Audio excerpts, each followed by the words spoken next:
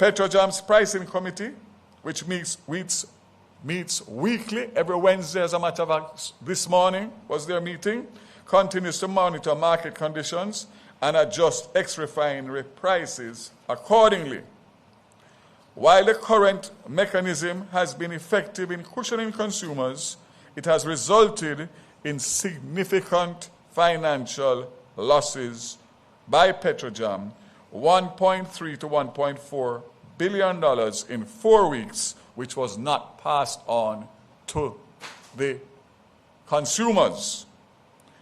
Growing fiscal pressure, particularly if elevated prices persist, if we continue the current pricing mechanism up to June 2026, it would cost the government of Jamaica 11.8 billion Jamaican dollars, which is unaffordable and unsustainable, and in fact is 2/3 of this budget year's revenue measures. So you have to understand the magnitude of the impact of this war on Jamaica. As I said before, this level of support is not sustainable indefinitely, especially in a prolonged high-price environment. I don't know if anybody else has the same feeling that I have, but I was very hopeful up to a few days ago that there was going to be some kind of resolution. It seems to me that it is going in the wrong direction since Monday, and nobody here in Jamaica has any control over that. So let me get to the proposed response. Cabinet has considered a revised new tiering pricing mechanism designed to allow for control and predictable adjustments, maintain consumer protection for smaller increases, enable greater flexibility during larger global price shocks. As of today, the new pricing mechanism is as follows. Based on the war in the Middle East, it has become necessary to make changes to the pricing mechanism used by Petrojam to respond to the pricing uncertainty. A tiered approach is being implemented, which will see petroleum prices being more closely aligned to global price movements. This will allow Petrojam to be more agile and respond in a more timely manner to price volatility.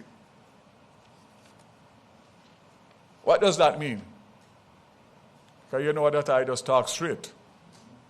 It means that the $4.50 cap cannot be sustained.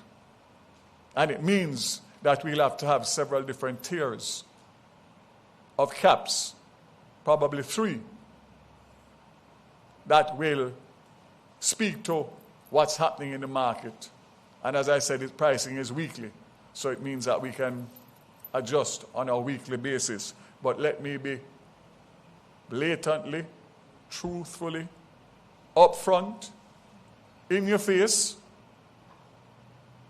The government of Jamaica cannot stomach $11.8 billion with all of what we have to do and the contending priorities.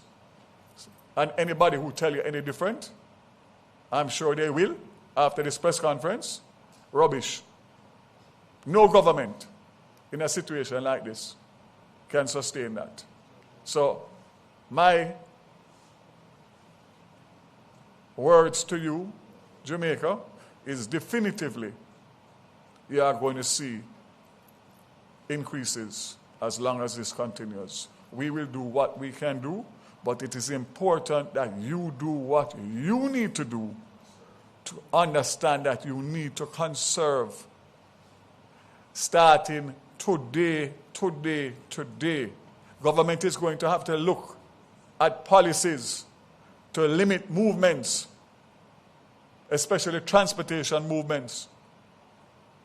I don't know, Minister Dixon, I don't know whether or not we go back to a COVID hybrid version of working from home, but something has to happen, because the level of traffic that I'm seeing on the road doesn't show me that anybody realizes that there's a war on the price of fuel and oil is just continuing to go up and up and up. So I'm sure that cabinet will deliberate and the government will come up with plans as to how to conserve, but it is 100% the responsibility of every Jamaican to realize that we are in a major, major, major crisis as it relates to the price of oil internationally.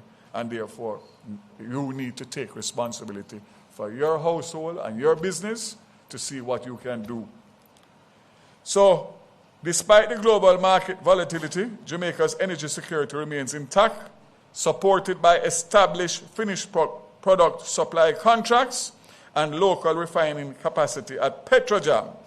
So it's not a matter of not being able to buy.